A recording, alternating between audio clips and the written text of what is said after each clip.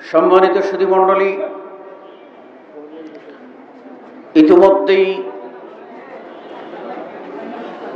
ঘোষণায় শুনেছেন আমার আলোচনার বিষয়বস্তু হল বান্দার হক।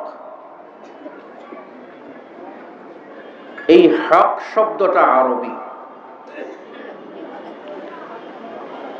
প্রথমত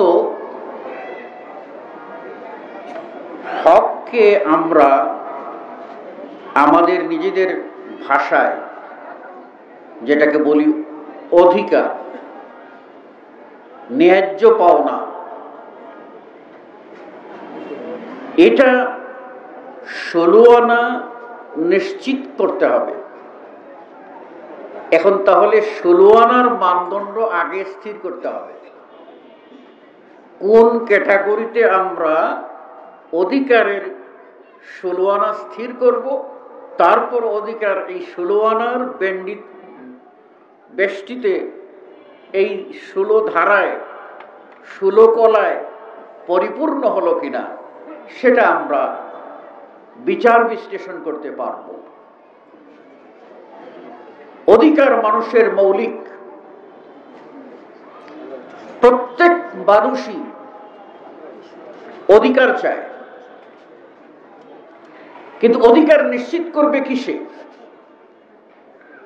অধিকার নিশ্চিত করার জন্য মানদণ্ড লাগবে, নিয়মের একটা ধারাবাহিকতা লাগবে। এই শর্ত সাপেক্ষে অধিকার। আপনার জমি, আপনার বাড়ি, তার একটা চৌহদ্দি আছে, সীমানা আছে। এই সীমানা পর্যন্ত আপনার অধিকার।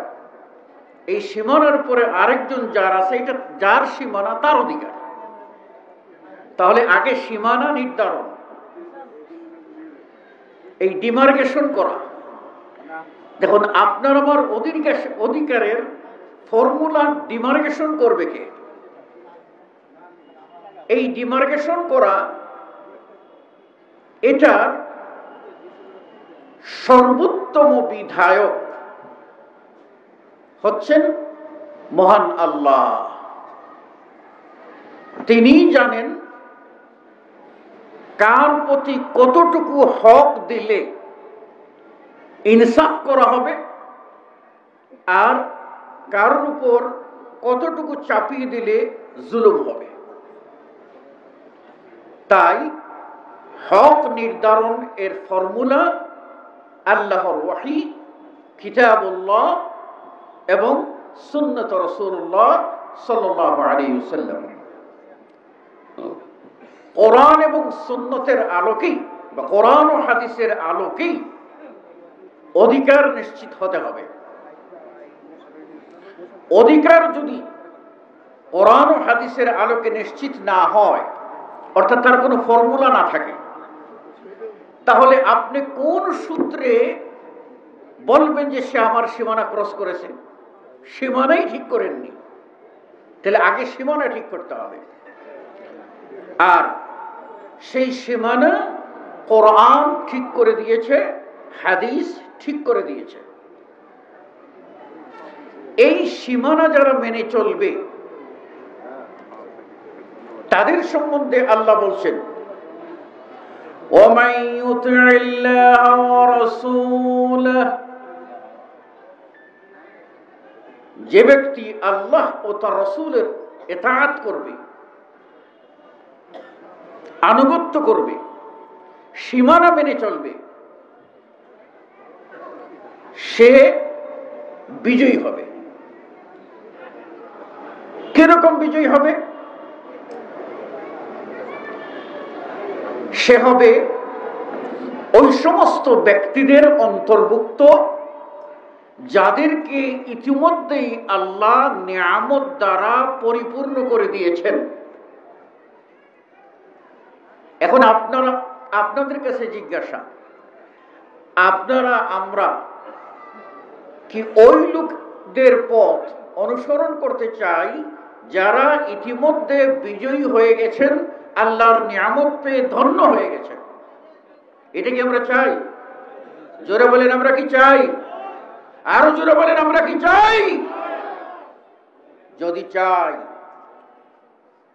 তাহলে আমাদের আল্লাহ ও তার রাসূলের বিধির ভিতরে থাকতে হবে।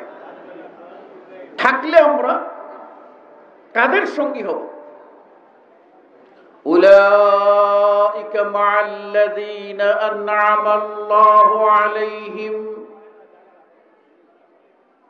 ওইসব লোক যারা এটা নিশ্চিত করবে তারা হবে ওই লোকদের সাথে যাদের প্রতি আল্লাহ নিয়ামত দিয়েছেন। নিয়ামত প্রাপ্তদের সাথে থাকবেন। তারা কারা? মিনান নবিয়্যিন, এক নম্বরে নবী ও রাসূলগণের অনুসারী হবেন। নবী ও রাসূলগণ আল্লাহর নিয়ামত দ্বারা ভূষিত, তারা আল্লাহর পক্ষ থেকে শরীয়তের ব্যাপারে মাসুম, নিষ্পাপ, এবং তারাই জান্নাতে যাবেন। নবীদের মধ্যে সর্বপ্রথম জান্নাতে ঢুকবেন আপনার নবী, আমার নবী, শেষ নবী, চূড়ান্ত নবী, বিশ্ব নবী মুহাম্মদুর রাসূলুল্লাহ সাল্লাল্লাহু আলাইহি ওয়াসাল্লাম। আল্লাহ নবী বলেন, আনা আউয়ালু মান আকরাআল বাব, আমি হলাম প্রথম ব্যক্তি গিয়ে জান্নাতের দরজায় টুকা দেব। তখন বলা হবে, আপনি কে? বলে, আমি মুহাম্মদ। তখন বলা হবে, আপনাকেই খুলতে আদেশ করা হয়েছে, আপনার আগে কারো জন্য বেহেশতের দরজা খোলা মানা। নবী ঢুকবেন, তারপর অন্যান্য নবী ও রাসূলগণ ঢুকবেন। তাহলে আপনি আমি যদি আল্লাহ ও তার রাসূলের আনুগত্য করি, বর্ডার মেনে চলি, তাহলে আমি প্রথম দফায় নবীদের সঙ্গী হব। দ্বিতীয়, সিদ্দিকদের সঙ্গী হব, চরম সত্যবাদী ন্যায়পরায়ণ মানুষদের সঙ্গী হব। তৃতীয়ত, শহীদদের সঙ্গী হব। চতুর্থত, যারা সৎ পথের অনুসারী, যারা আল্লাহর বিধান এবং রাসূলের তরিকা মতো আমল করেন, যাদের আমলগুলি আল্লাহর কাছে অ্যাকসেপ্ট হয়, গ্রহণযোগ্য হয়, সেই সমস্ত সালেহ নেকবখত মানুষদের কাতারে সমবেত হবেন। তাহলে আপনি নবীদের কাতারে উঠতে চান, নবীদের তারা যে নিয়ামত পেয়েছেন সেই নিয়ামত পেতে চান, সিদ্দিকরা যে নিয়ামত পেয়েছেন সে নিয়ামত পেতে চান, শহীদরা যে নিয়ামত পেয়েছেন সে নিয়ামত পেতে চান, সালেহ নেককার মানুষেরা যে নিয়ামত পেয়েছেন সেই নিয়ামত পেয়ে ধন্য হতে চান, আপনার একটাই পথ, ডানে যেতে পারবেন না, বামে যেতে পারবেন না, পথ আল্লাহ বানিয়ে দিয়েছেন এই সিরাতে মুস্তাকিম। এই সিরাতে মুস্তাকিমই আপনাকে চলতে হবে। যদি আপনি চলেন তাহলে আপনার জীবনের প্রতিটি পলে পলে, প্রতিটি পদে পদে আপনি ইনসাফ প্রতিষ্ঠা করবেন। আর ইনসাফ প্রতিষ্ঠাই হলো আল্লাহ রাব্বুল আলামিন এই দুনিয়ায় সফলতার অন্যতম শর্ত হিসাবে নির্ধারণ করে দিয়েছেন। আমরা প্রতি জুমায় খতিব সাহেবের কাছ থেকে শেষে একটা বাণী শুনি, কিন্তু এটার অনুবাদ হয় না, আরবিতেই তারা বলেন, যার ফলে আমরা বুঝতে পারি না। শেষে বলা হয়, ইন্নাল্লাহা ইয়া'মুরুকুম বিল আদলি ওয়াল ইহসান ওয়া ইতাই যিল কুরবা, নিশ্চয়ই আল্লাহ আদেশ করেন আদলের, ইনসাফের। ইনসাফ হলো ন্যায় বিচার, ন্যায় বিচার হলো জনমত। আর জনমত কাকে বলে জানেন? জনমত কাকে বলে বলেন তো? জনমত কাকে বলে? জনগণ জড় হইয়া যা বলিবে তাই জনমত নও। জনমত আইনের ভাষায় জনমত হলো যা সত্য সে কথা যে বলিবে ওটাই হলো জনমত। সূর্য পূর্ব দিকে উঠে পশ্চিমে ডুবে, এটা জনমত। কেউ যদি এটার উল্টা বলে তাহলে সেটা কিয়ামত, এটা জনমত হবে না। কারণ কিয়ামত হবে সূর্য পূর্ব দিকে উঠবে না, পশ্চিম দিকে উঠবে। তাহলে সত্য ও ন্যায় যা তা যদি বলা হয় তাহলে সেটা হলো জনমত, চাহে একজন বলুক।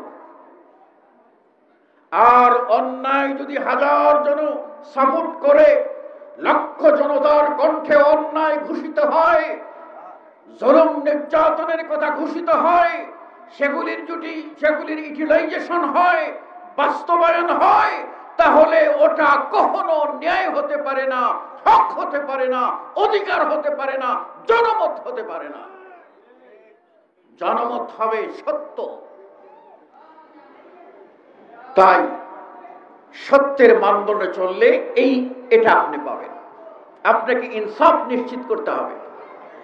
আর এই ইনসাফ নিশ্চিত করার জন্যই আল্লাহ তার বিধান দিয়ে প্রথমেই প্রত্যেকটি মানুষকে তার আত্মা সংশোধনের কথা বলেছেন। আত্মা থেকে ময়লা দূর করতে বলেছেন এবং কুফরি দূর করতে বলেছেন, শিরক দূর করতে বলেছেন, ফিসক ফুজুরি সব দূর করে পূত পবিত্র হয়ে বলবেন আমি ইবাদত করব একমাত্র আল্লাহর, আমি বিধান মানব তো আল্লাহর, আমি গোলামি করব তো আল্লাহর।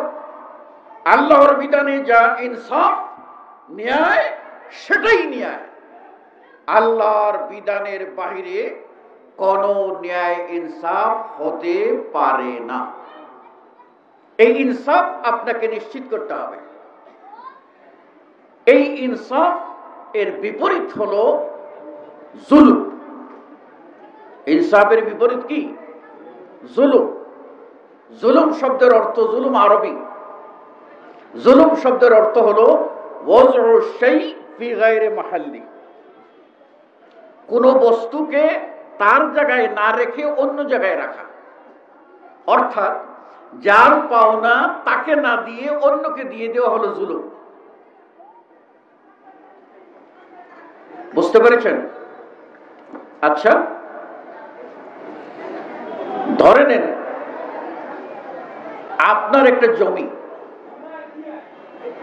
এটা আপনার, দলিলে আপনার, দখলে আপনার, পর্সায় আপনার, ঠিক আছে কিনা, খাজনা খারিজায় সব আপনার, কিন্তু একদল লম্পট সেটা দখল করে রেখেছে। আপনি আপনার অধিকারের জায়গায় যেতে পারছেন না। এই যে আপনি যেতে পারছেন না, সেটা আইনের মাধ্যমে যান আর সামাজিক বিচারের মাধ্যমে গিয়ে যেতে গেলে আপনাকে কিছু খরচ করতে হয়। এই খরচটা কি? এই যে খরচটা করতে হয়, এটা কি ঘুষ? আমরা এখানে ঘুষ আর এই খরচের ভিতরে পার্থক্য বুঝি না।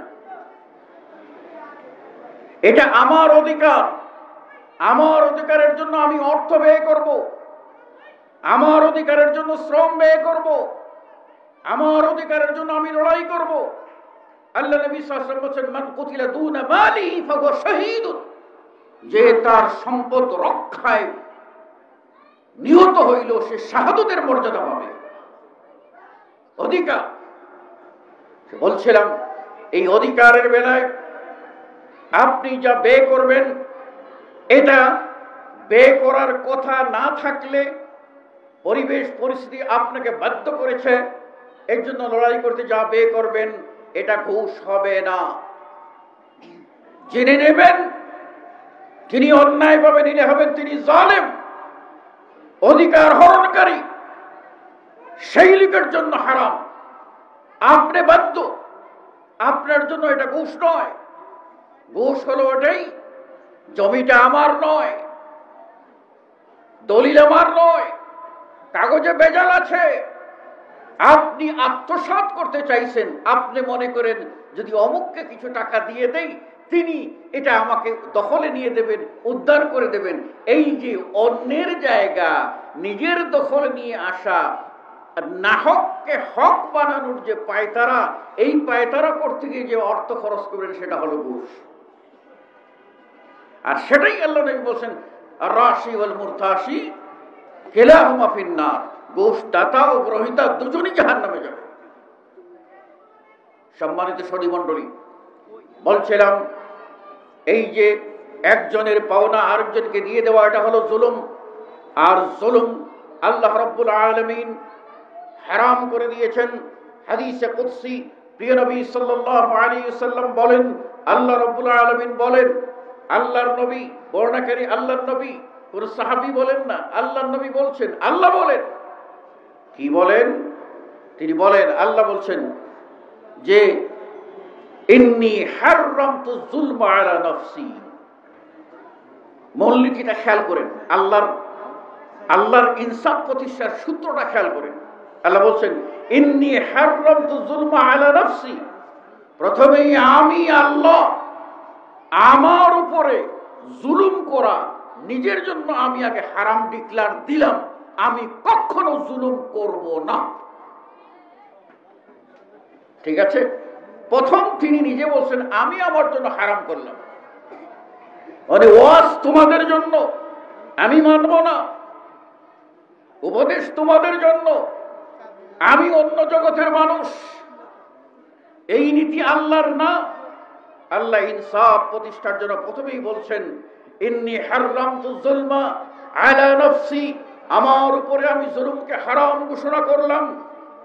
এরপর 2 নম্বরে বলছেন ও জাআলতু বাইনাকুম মুহাররামা, তোমাদের ভিতরে একে অন্যের সাথে জুলুম করবা এটাকেও আমি হারাম ডিক্লার দিলাম, আমি জুলুম করব না। কিয়ামতের মাঠে আল্লাহ জুলুম করবেন, বিচারে পক্ষপাতিত্ব করবেন। আল্লাহ বলেন ওয়ালা তুজলামুনা ফাতিলা, একেবারে সামান্য সুতা পরিমাণ কোন জুলুম আমার কাছে নাই, প্রত্যেক বান্দা তার হক পাবে। তাহলে আল্লাহ জুলুম হারাম করেছেন, আমাদের পরস্পরে একজন আরেকজনের উপরে জুলুম করবে এটাও হারাম করেছেন।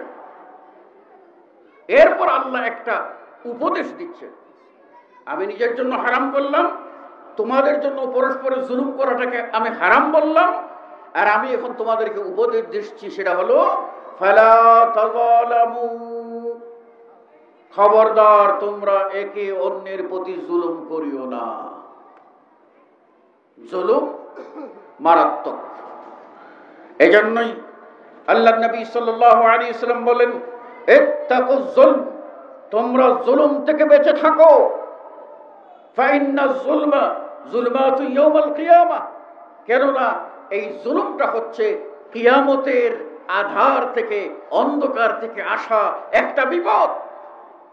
খবরদার তোমরা জুলুম করবে না, জুলুম থেকে বেঁচে থাকো। এটা জাহান্নাম থেকে আসা একটা বিপদ, অন্ধকার থেকে আসা একটা বিপদ। কিয়ামতের ময়দানে আপনার যে ভয়াবহ অবস্থা হবে, এই বিপদের একটা অংশ হলো জুলুম। জুলুম করো না, জুলুম থেকে বেঁচে থাকো। আল্লাহ নবী সাল্লাল্লাহু আলাইহি সাল্লাম বলেন মান যালামা কিদা শিবরিন মিনাল আরদ, কোন ব্যক্তি যদি 1 বিঘত জমিন, 1 বিঘত জমিন যদি অন্যায়ভাবে আত্মসাৎ করে, তাহলে এটার শাস্তি স্বরূপ তাওয়াক্কাল্লাহু, আল্লাহ তার গলায় ঝুলিয়ে দিবেন। কখন? ইয়াউমাল কিয়ামা, কিয়ামতের দিনে। কি ঝুলিয়ে দেন? সাবআ আরাযি, 7টি পৃথিবী। বহন করতে পারবেন? আজকে জুলুম করতেছি আমরা, অধিকারের ব্যাপারে আসতেছি আমি, জুলুমটা ভালো করে বুঝে নেন, তাহলে অধিকারটা নিশ্চিত করতে পারবেন। জুলুম এত ভয়াবহ মারাত্মক, সুতরাং আপনি আমি জুলুম করব? শোনেন, গলায় একটু জুলুম করলেন, দুনিয়া এতটুকু জায়গা দখল করলেন, তাই না? 6 ইঞ্চি জায়গা দখল করলেন।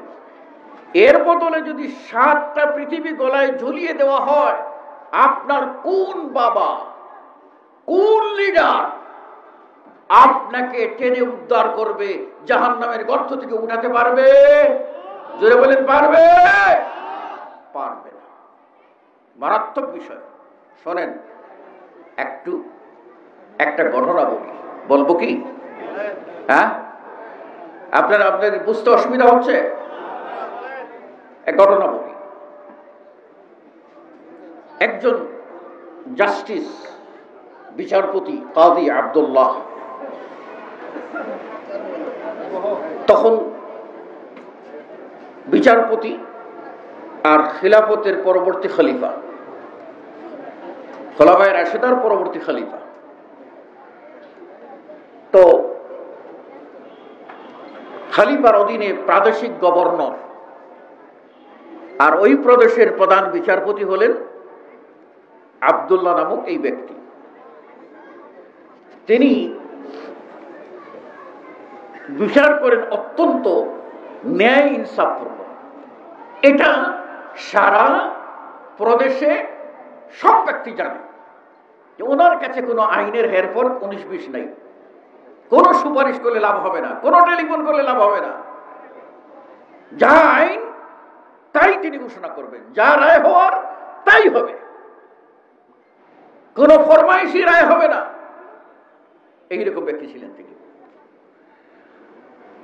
তো ওই সমাজের, ওই প্রদেশের গভর্নর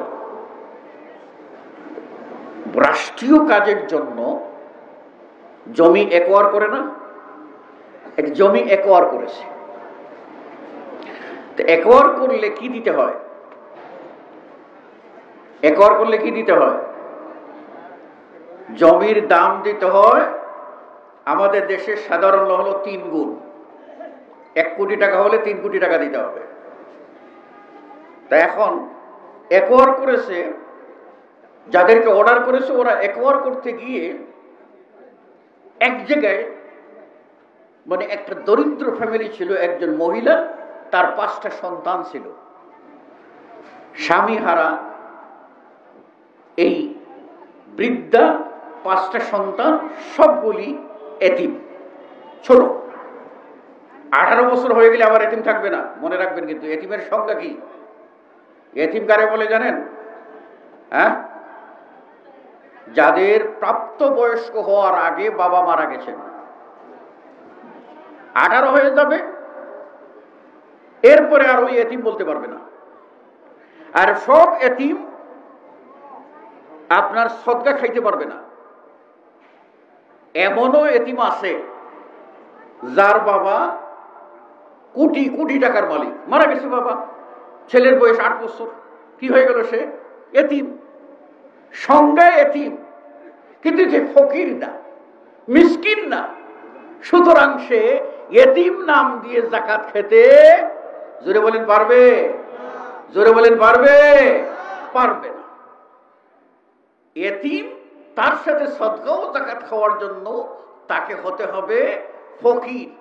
ফকির মানে যার একদিনেরও খাবার নাই।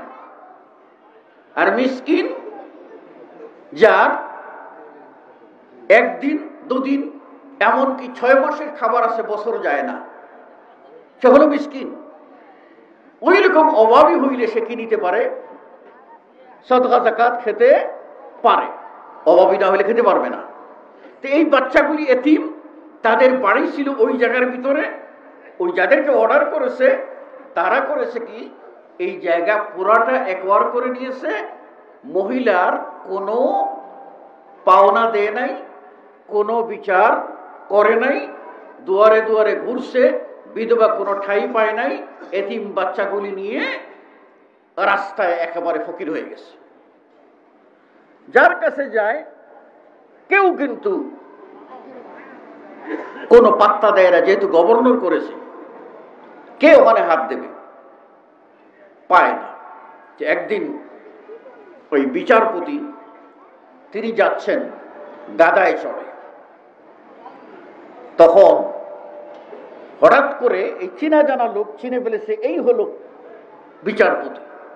আর ওই মহিলাটা বাচ্চাগুলি নিয়ে ঘুরতেছে। তখন ওই লোকটা বলছে, আহারে এই তো মহিলা শেকায়ত করতো, কোনো জায়গায় বিচার পায় না। এবার আছে এই যে গাদায় পিঠে পিঠে আসতেছেন কাজী আব্দুল্লাহ, তার কাছে নালিশ করে। মহিলাকে বলে, এই যে ওই যে বয়স্ক মানুষটা, উনি হলেন প্রধান বিচারপতি, ওনার কাছে গিয়ে শেকায়ত করো।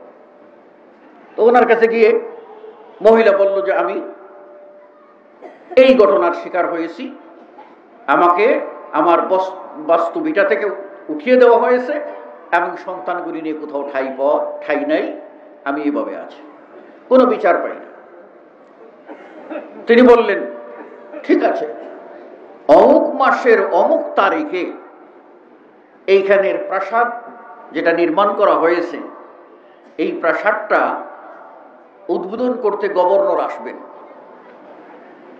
এই দিনে বাচ্চাগুলি নিয়ে তুমি একটু দেখা যায় এমন একটা জায়গায় দূরে দাঁড়িয়েও বিচারটা আমি করব। এখন ঠিকই ওই দিন প্রাসাদকে সুসজ্জিত করা হয়েছে, উদ্বোধন করবে, গভর্নর উদ্বোধন করবেন। এখন এই গভর্নরের উদ্বোধনে প্রধান বিচারপতি আমন্ত্রিত হবে না? নিশ্চয়ই। দারোয়ানরা আছে, পাহারাদাররা আছে, সবাই পাহারা দিচ্ছে, সিকিউরিটি নিয়োগ করা আছে। সবার আগে বিচারপতি গাদায় পিঠে তিনি হাজির, টাইম মতো হাজির হয়ে এখন ভিতরে ঢুকতেছেন। ওরা বাধা দেয়, যেটা গাদা নিয়ে এই জায়গায় যাওয়া যাবে না, একটু সাইডে রাখেন গাদাটা। তিনি বলেন, খবরদার, কথা বলো না। কে? একজন আরো জোরে জিজ্ঞাসা করে, এইরকম কথা বলে কে গো? সেই উনি তো চিফ জাস্টিস, বিচারপতি। ও খবরদার, আর কথা বলা যাবে না। এখন তিনি গাদাটা নিয়ে সুন্দর প্রাসাদের মেইন ফটকে বেঁধে দিয়েছে। মেইন ফটক যেদিক দিয়ে মানে এই রাজা ঢুকবে, গভর্নর ঢুকবে, সেটা দিয়ে সেই জায়গায় এটা গাদা বেঁধে রেখেছে। আচ্ছা বলুন তো, বেমানান হলো না ঘটনা? বেমানান হয়ে গেল। তো এরই মধ্যে মহিলা এসে খুঁজতেছে, জনগণ আসছে, ঠিক মতো গভর্নর আসছে। গভর্নর যখন আসছেন, আসেই বলছেন, এই এখানে গাদাটা কার? স্বাভাবিক, গাদাটা প্রধান বিচারপতির, কাজীল কুল্লাহ তার। লুরি কোথায়? ওনাকে খুঁজো, আগে ওনাকে নিয়ে আসো। উনি গাদা রেখেছেন, ওকে মানা হইতো আগে। বুঝতে পেরেছেন? আগে কিন্তু বিচারপতিদের কি ছিল? দাম ছিল। উনি রেখেছেন, ওকে, এবার ওনাকে নিয়ে আসো। খুঁজাখুঁজি করতে লাগলো, ওনাকে খুঁজে পাওয়া যাচ্ছে না। এসে বলো পাওয়া যায় না। তখন গভর্নর উদ্বোধন বাদ দিয়ে তিনি নিজে খুঁজতে লাগলেন, কোথায় আছে। প্রধান বিচারপতি ছাড়া আমি উদ্বোধন করব না, খুঁজতে লাগছে। গিয়ে দেখে এই পাথর আর মাটি এইরকম জায়গায় বিচারপতি বস্তা, এর মধ্যে পাথর মাটি, পাথর কেটে কেটে ভেঙ্গে ভেঙ্গে পাথরটা বস্তার ভিতরে ভরতেছেন। আর ভরা হয়ে গেলে ওইটাকে উঠাইবার জন্য চেষ্টা করতেছেন, কিন্তু এত ভারী যে এটা উঠানো যাচ্ছে না। আবার উনি একটু পাথর কাটেন, দেখেন আরো কিছু জমা করেন। উনি কি বলছে, বিচারপতি আপনি এটা করছেন? আশ্চর্য, আপনি উঠেন, আমি নিজে এটা উঠাই দিচ্ছি। তখন গভর্নর নামছে, নাইমা এটা ধৈর্য এক কোনাও উঠাইতে পারে না, এত পাথর। এসে বলেছে, আপনি এটা এটা কেন করছেন? তারপরে আরো জড়ো করছেন। বলে, গভর্নর, এই কাজটি আমি কেন করছি যদি জিজ্ঞাসা করতে চাও তাহলে বলো। এক বস্তা পাথর তুমি উঠাইতে পারছ না, যদি তোমার গলায় 7টি পৃথিবী তোমার রাজ্য এইরকম ঝুলিয়ে দেওয়া হয়, তাহলে কি তুমি উঠাতে পারবে? বলছে কি বলে, অসম্ভব, আমি পারবো না, অসম্ভব, পারবো না। তাহলে তিনি বললেন, যদি না পারো তাহলে ওই যে উঁচা জায়গায় একটা টিলায় দাঁড়িয়ে আছে একজন বৃদ্ধা এবং তার সাথে বাচ্চাগুলি, ওদের কাছে যাও, ওদের কাছে গিয়ে ওদের খবর শোনো। তারপর শুনলেন, শোনার পরে বললেন, তাই নাকি, তাহলে তো আমি বড় অন্যায় করে ফেলেছি, জুলুম হয়ে গেছে। সাথে সাথে তাদেরকেও রাজ প্যালেসে নিয়ে গেলেন এবং নিয়ে যাওয়ার পরে তিনি নিজেই সিদ্ধান্ত দিলেন যে এই প্যালেসের ভিতরে এরা আজীবন থাকবে, তাদের জন্য জায়গা বরাদ্দ করে দিলেন। তো কথা হলো যে আমরা যারা এই জুলুম করব তাদের পরিণতি কি আমরা একটা লক্ষ্য করে দেখছি। এবার আসুন হক বা অধিকার, এই বান্দার অধিকার। হকুল্লাহ, আল্লাহর হকের পর হলো হকুল ইবাদ বা বান্দার অধিকার। বান্দার অধিকারের প্রথম নম্বর অধিকার হলো মা ও বাবার অধিকার। এটা আল্লাহ রাব্বুল আলামিন সূরা ইসরা তাতে পরিষ্কার করে বলে দিয়েছেন যে ওয়াকাদা রাব্বুকা আল্লা তা'বুদু ইল্লা ইয়্যা ওয়া বিল ওয়ালিদাইনি ইহসানা। এক নম্বর বান্দার হকের মধ্যে হলো মা বাবার হক। এই মা বাবার হক যদি কোনো সন্তান আদায় না করে তাহলে ওই সন্তান জান্নাতের গন্ধ পাবে না। সনদ সহ 10 লক্ষ হাদিসের হাফেজ ইমাম আহমদ ইবনে হাম্বল আল্লাহর ঘর মক্কায় তওয়াফ করতেছেন। এই সময়ে একজন মানুষ তার বাবাকে কুলের উপরে, বৃদ্ধ বাবা ঘাড়ের উপরে কাঁধে উঠিয়ে তওয়াফ করাচ্ছে, আর তাকে গিয়ে বলছে, ইমাম সাহেব আপনি বলুন আমি কি আমার বাবার হক আদায় করতে পেরেছি? আমি তো বাবাকে কুলে তুলে আমি তওয়াফটা করাচ্ছি, আমি কি আমার বাবার হক আদায় করতে পেরেছি? তিনি জবাবে বললেন, খবরদার খবরদার, এই কথা বলো না তুমি বাবার হক আদায় করেছো, বরং তুমি বলো বাবার প্রতি সামান্য ইহসান করেছো মাত্র, বাবার হক আদায় করতে পারবে না। আল্লাহর নবীর সাহাবী জিজ্ঞেস করলেন, আমার কাছে সবচেয়ে বেশি আপনার অধিকার কার? আল্লাহ নবী বলেন, তোমার মা। বলে তারপরে কে? বলে তোমার মা। তারপরে কে? বলে তোমার মা। 4 নম্বরে বললেন আবুক, তোমার বাবা। তারপরে বললেন সুম্মা আদনাক ফা আদনাক, তারপর অন্যান্য মানুষের হক। মা বাবা এইরকম যাদের শানে আল্লাহ বলেছেন ফয়সালা করে দিন চূড়ান্ত রায়, ওই রায় পরিবর্তন হবে না। কথায় বলে হাকিম লড়ে তো হুকুম লড়ে না, এটা জগতের কথা আর আমাদের ইমানের কথা। মহান আল্লাহ আহকামুল হাকিমিন, সব লড়তে পারে, তিনিও লড়বেন না, তার হুকুমও লড়বে না। আল্লাহ লড়বেন? আল্লাহ লড়বেন না। দুনিয়ার হাকিম লড়ে যাবে, এই জাস্টিস যাবে, আরেক জাস্টিস আসবে, এই জাজ যাবে, আরেক জাজ আসবে, এই ম্যাজিস্ট্রেট যাবে, আরেক ম্যাজিস্ট্রেট আসবে। আল্লাহ রাব্বুল আলামিন আছেন, থাকবেন, ছিলেন, আছেন, থাকবেন, এবং তিনি হবেন কিয়ামতের দিনে একমাত্র বিচারক। আল্লাহ বলছেন, আমি 7 আসমানকে ডান হাতে পেঁচিয়ে নেব এবং 7 পৃথিবীটাকে বাম হাতে উঠিয়ে নেব। যেমন কাগজ পেঁচানো হয় সেইভাবে পেঁচিয়ে নেব। তারপর দুনিয়ায় যারা জুলুম করেছে, মানুষকে অধিকার থেকে বঞ্চিত করেছে, মানুষকে মেরেছে, বাড়ি ছাড়া করেছে, শান্তিতে থাকতে দেয় নাই, এই সমস্ত জালেম যারা দুনিয়ায় বাহাদুরি করেছে, তাদেরকে ডাক দিয়ে আল্লাহ বলবেন, আইনাল জাব্বারুন, কোথায় অহংকারীরা, কোথায় সেই দুনিয়ার দাম্ভিকরা, কোথায়? আইনাল জাব্বারুন, কোথায় তারা? বলো, লিমানিল মুলকুল ইয়াউম, আজকের রাজত্ব কার? কে বিচার করবে? কে আজ সিংহাসনে বসবে? কে বিচার করবে? ওজা রাব্বুকা ওয়াল মালাকু সাফফান সাফফা, তোমার রব আসবেন বিচারের জন্য। ফেরেশতারা সারিবদ্ধ হয়ে দাঁড়িয়ে যাবে। দুনিয়ার কোনো মানুষ কথা বলার শক্তি পাবে না, কোনো ফেরেশতা কথা বলার শক্তি পাবে না, কোনো মানুষ কথা বলার শক্তি পাবে না। তিনিই হবেন সেই জব্বার, তিনিই হবেন কাহ্হার, তিনিই হবেন সেই মহাপরাক্রমশালী মহান আল্লাহ, মহিয়ান গরিয়ান সেই আল্লাহ। তিনি বলবেন লিল্লাহিল ওয়াহিদিল কাহ্হার। আজকের যদি রাজত্ব হয়, আজকের যদি বাদশাহী হয়, আজকের যদি চিফ জাস্টিসের পদ হয়, আজকেই যদি মালিকুল মুলক হয়, মালিকুল মুলক হয় অথবা মালিকুল মুলক, যা কিছু সব কিছু হলো একমাত্র আল্লাহর।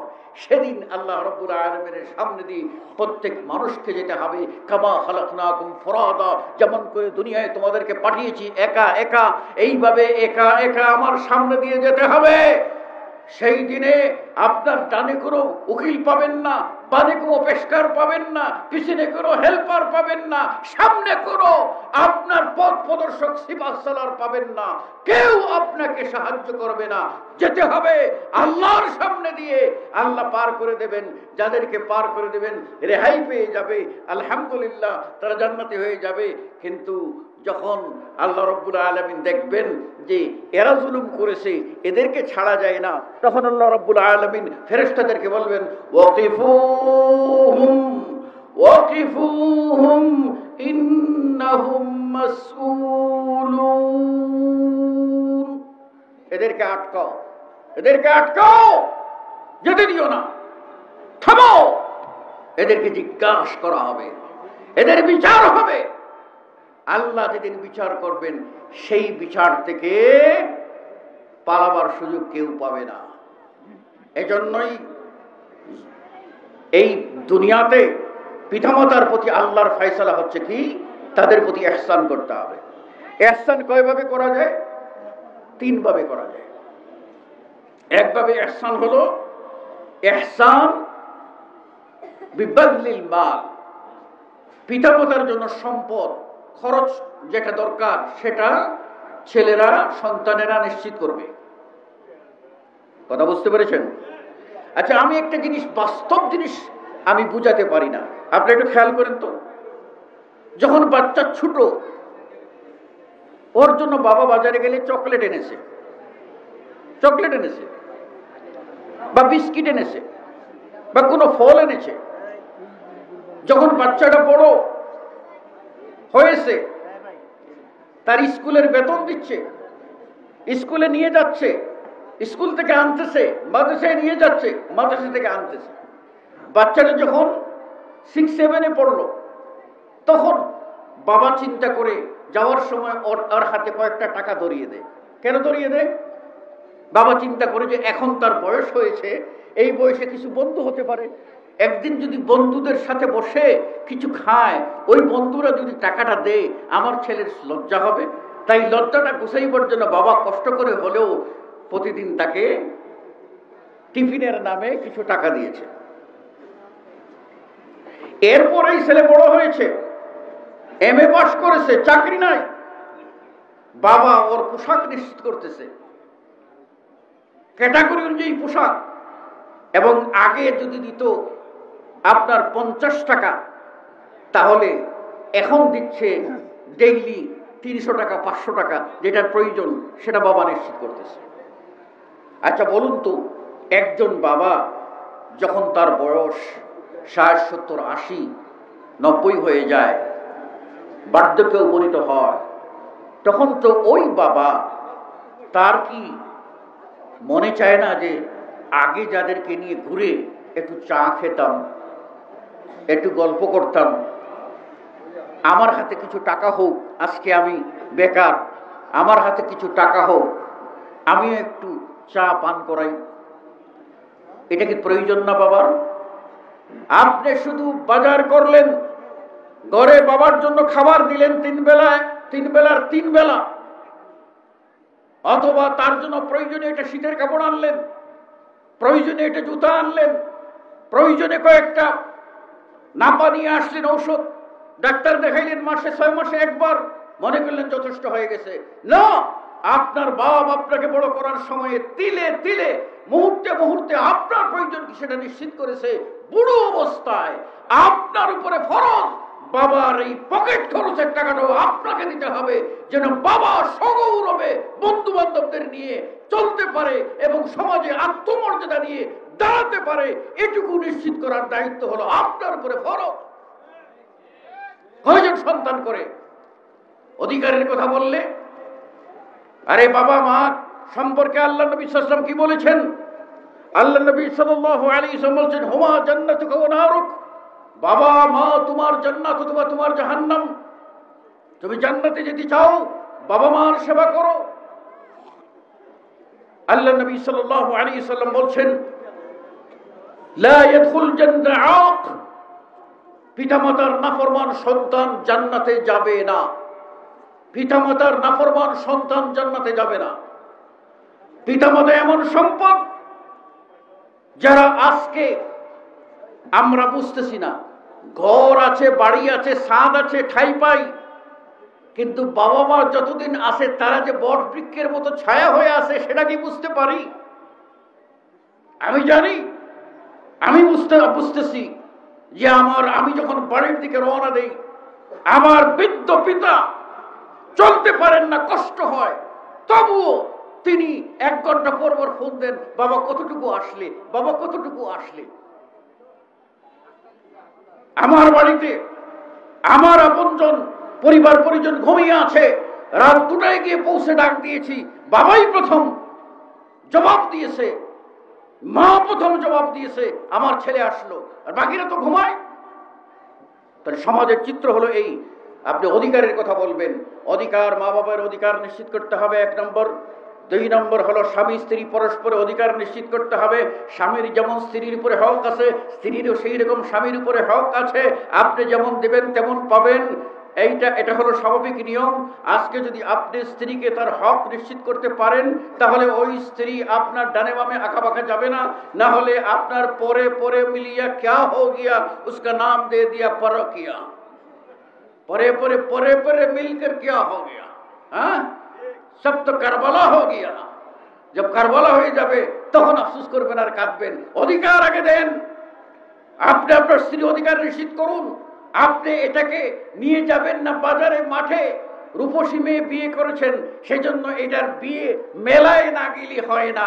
বিয়ের অনুষ্ঠানে সাজাইয়া আপনার 1,00,000 1,50,000 টাকা দিয়ে আপনি সাজুগুজু কাপড় পরিধান করিয়ে ওরে ফুট পালিশার, এই পালিশার, রং টং কি যেন আছে সব মাখিয়ে সুন্দর করে নিয়ে গিয়ে বললেন, কে দেখবা দেখো এটা আমি বড় লোকের বউ, কে দেখবা দেখো এটা আমার বড় লোকের বউ। তুমি যখন তোমার বড় লোকই থাকবে না, কোনো দিক দিয়ে তুমি দুর্বল হয়ে যাবা, তখন ওই সুযোগ মতো এই মেয়ের দিকে আরো 1000 জন কুদৃষ্টি দেবে, আর 1000-এর ভিতরে একটা বর্ষীয় তো ভুলে লেগে যেতে পারে। সেই জন্য সে ও আবার পিছনের দরজা দিয়ে পালিয়েও যেতে পারে, আপনার সর্বনাশ হবে। স্বামীর অধিকার নিশ্চিত করুন। আল্লাহ রাসূল সাল্লাল্লাহু আলাইহি ওয়াসাল্লাম বলছেন, যদি মহিলারা 4টি কাজ করে, তারা জান্নাত, তাদের জন্য আল্লাহ জান্নাতের 8টি দরজা খুলে দেবেন। 8টা দরজা খুলে দিয়ে বলবেন, যে কোনো দরজা দিয়ে তুমি ঢুকতে চাও ঢুকো, কোনো অসুবিধা নাই।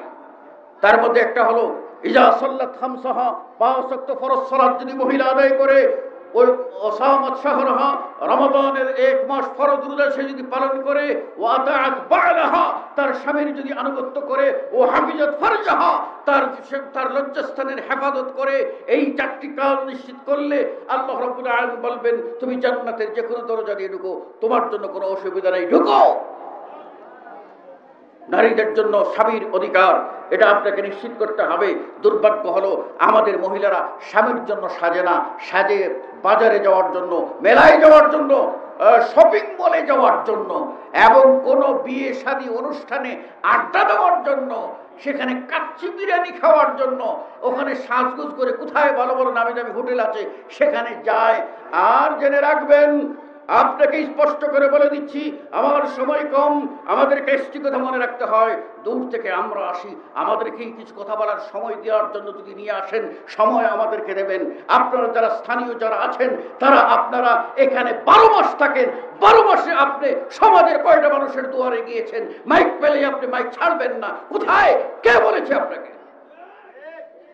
আপনি ভালো যোগ্য, আপনাকে আমরা শ্রদ্ধা করি, আপনাকে ভালোবাসি, কিন্তু একজন মানুষ তাকে অতিথি হিসাবে আনবেন, তাকে মন খুলে কথা বলার সুযোগ দেবেন না, ঘন্টার পর ঘন্টা বসিয়ে রেখে তারপরে বলবেন এক্ষুনি সব খতম করো। খতম করলাম?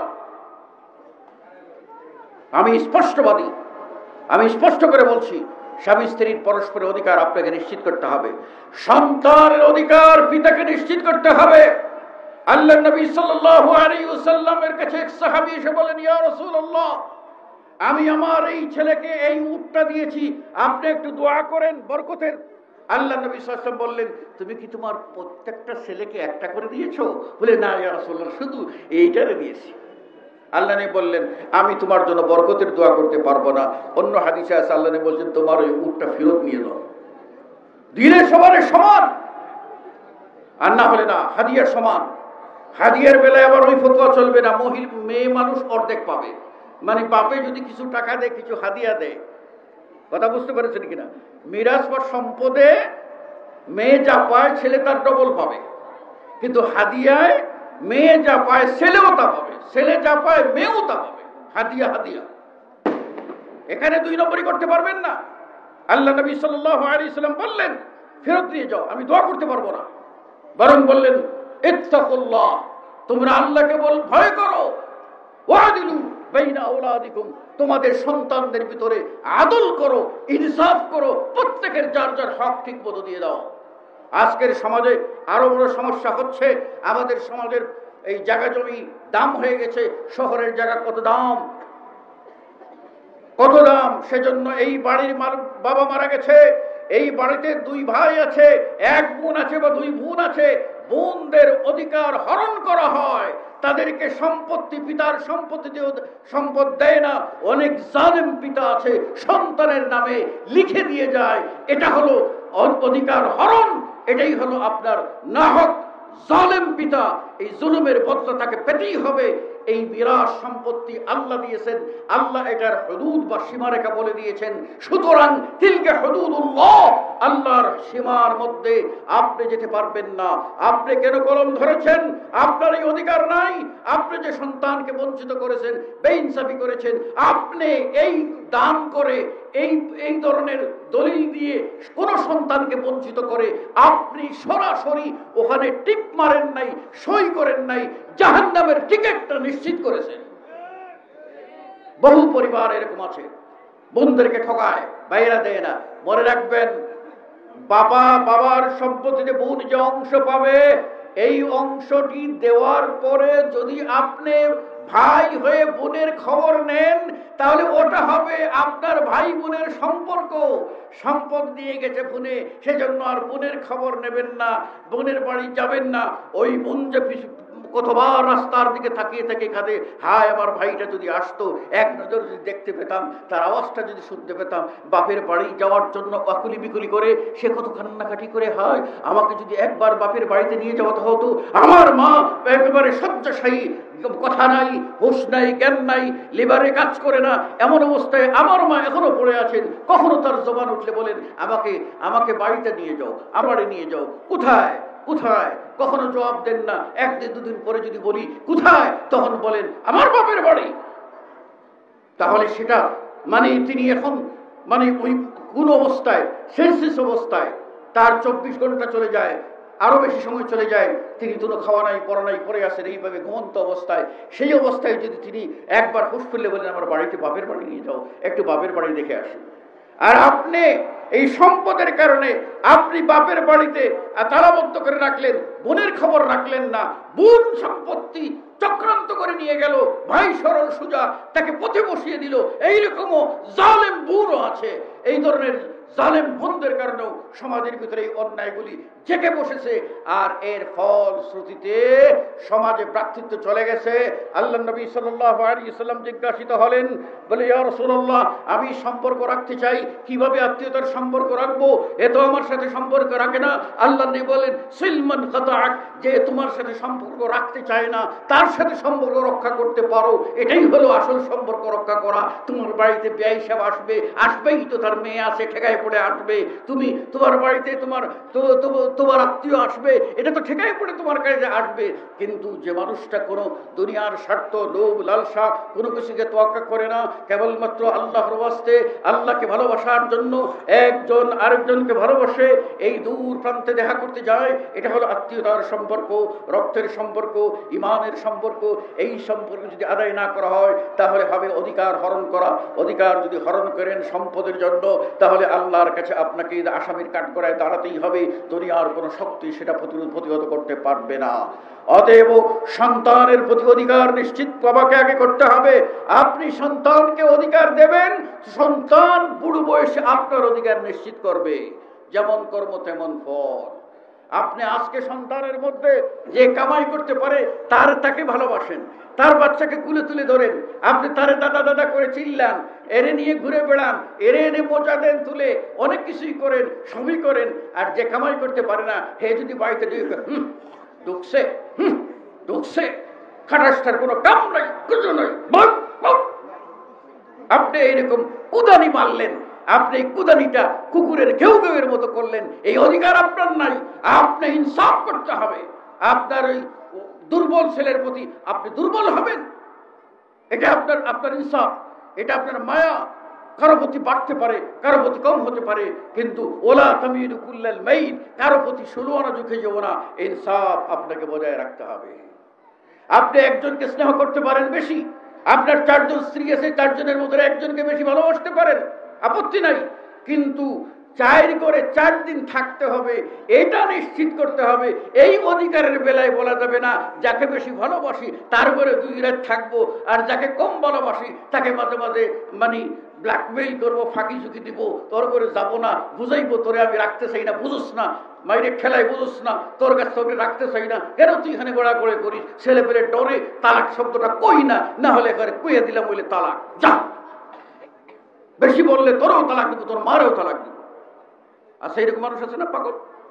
সুতরাং আপনি আপনার অধিকারকে নিশ্চিত করুন, ছেলেদের প্রতি ইনসাফ করুন। আপনি চেষ্টা করে একজনকে শিক্ষিত করতে পারেন নাই, চেষ্টা করেছেন, আপনি বেঁচে গেছেন। চেষ্টা করেন নাই, আপনি আল্লাহর কাছে ধরা খাবেন। আপনি সোলাতে যাচ্ছেন, আপনার বাচ্চা 7 বছর বয়স, তাকে নিয়ে যাচ্ছেন না, তাকে সোলাত শিখাচ্ছেন না, আপনি দায়ী। বড় হলে গিয়ে বলবেন যে খতিব সাহেব আমার ছেলেটা কথা শুনে না, তাকে একটু ওয়াজ করেন, তাকে একটু নসিহত করেন, তারা একটু উপদেশ দেন, তারা দুইটা একটু ফুফা দেন, ঝাড়ফুঁক দেন, এইটা ওইটা করলে কাজ হবে না। প্রথম ঝাড়ফুঁক আপনাকেই করতে হবে, প্রথম ভালো কাজ আপনাকেই করতে হবে। অতএব আমি আপনাদের সকলকে বলতে চাই, আসুন আমরা অধিকার বুঝি, পিতামাতার হক এটা নিশ্চিত করি, তারপর সন্তানের হক নিশ্চিত করি, স্বামী স্ত্রীর হক নিশ্চিত করি, এরপর প্রতিবেশীর হক। প্রতিবেশীর হক এইরকম গুরুত্বপূর্ণ হক, যার সম্বন্ধে একটা হাদিস বলেই শেষ করছি, প্রতিবেশীকে কষ্ট দেওয়া যাবে না। আল্লাহ নবী সাল্লাল্লাহু আলাইহি ওয়াসাল্লাম বলছেন যে ওয়াল্লাহি লা ইউমিনু, ওয়াল্লাহি লা ইউমিনু, ওয়াল্লাহি লা ইউমিনু, 3 বার হলফ করে রাসূল বলছেন সেই ইমানদার না, সেই ইমানদার না, সেই ইমানদার না। সাহাবারা জিজ্ঞাসা করলেন, কে সেই ইয়া রাসূলুল্লাহ? আল্লাহ নবী সাল্লাল্লাহু আলাইহি ওয়াসাল্লাম বলছেন আল্লাযী লা ইয়ামানু জারুহু মিন বাওয়াইহি, ওই ব্যক্তি যেই লোক তার অনিষ্ট হইতে, তার খারাপি হইতে তার প্রতিবেশী নিরাপদ না, প্রতিবেশীকে যে কষ্ট দেয় সেই ইমানদার না। 3 বার হলফ করে রাসূল সাল্লাল্লাহু আলাইহি ওয়াসাল্লাম বলেছেন।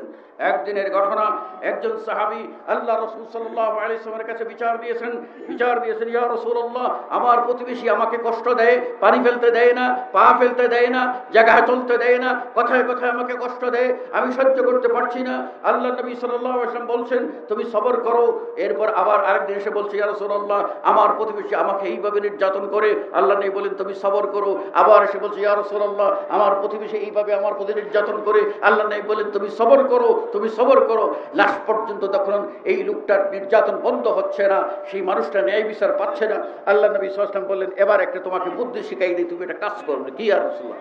তোমার ঘরের যে বিছনাপত্র থালাবাটি যা আছে, থালাবাটি কম্বল যা আছে সম্বল, তা নিয়ে তুমি এই যে রাস্তা আছে, মেইন রাস্তা, এই রাস্তার মধ্যে নেমে যাও, দেখো কি হয়। তো রাস্তায় যখন আসছে সবকিছু নিয়ে যেই যায় সেই যে আসসালামু আলাইকুম ভাই, হাঁড়ি পাতিল নিয়ে রাস্তায় কা বলে ভাই অমুক আমার প্রতিবেশী, হের জ্বালায় আমি সহ্য পারি না, তাই রাস্তায় বার হয়েছি, রাস্তায় বার হয়েছি। এইরকম যখন একজন দুজন বলতে লাগলো, তখন দেখেছি ইয়া আল্লাহ বিপদ। তো ওই প্রতিবেশী দৌড়ে উঠছে, বলে ভাই আয় আয় তুই আয় করে, তোরে আর কোনোদিন কষ্ট দিব না। যে যায় শুনে আর আমারে গালাগালি করে, আমারে গালাগালি করে, না ভাই গালাগালি করতে দিব না। সুতরাং প্রতিবেশীকে আপনি কষ্ট দিতে পারবেন না। শুনে রাখুন, আপনার জায়গায় বাড়ি বানাবেন, প্রতিবেশীর বাতাস বন্ধ করবেন, ওটাও জায়েজ নয়। আপনি বাড়ি বানাবেন আপনার জায়গায়, কিন্তু প্রতিবেশী অক্সিজেন ফ্রি পাবে না এমন ভাবে যদি বাধার সৃষ্টি করেন, আল্লাহর নবী সাল্লাল্লাহু আলাইহি ওয়াসাল্লাম বলেন এটা প্রতিবেশীর হককে নষ্ট করা, এই বাধা দেওয়া জায়েজ নয়, জুলুম, জুলুম, অধিকার হরণ। অতএব আসুন আমরা পরস্পরের অধিকারগুলি নিশ্চিত করি। আল্লাহ রাব্বুল আলামিন আমাদের সকলকে এই বিষয়ে সচেতন থাকার তৌফিক দান করুন, আমিন। আকুলু কওলি হাযা আস্তাগফিরুল্লাহ লি ওয়া লাকুম ওয়া লিসাইরিল মুসলিমিন। ওয়াসসালামু আলাইকুম ওয়া রাহমাতুল্লাহি ওয়া বারাকাতুহু।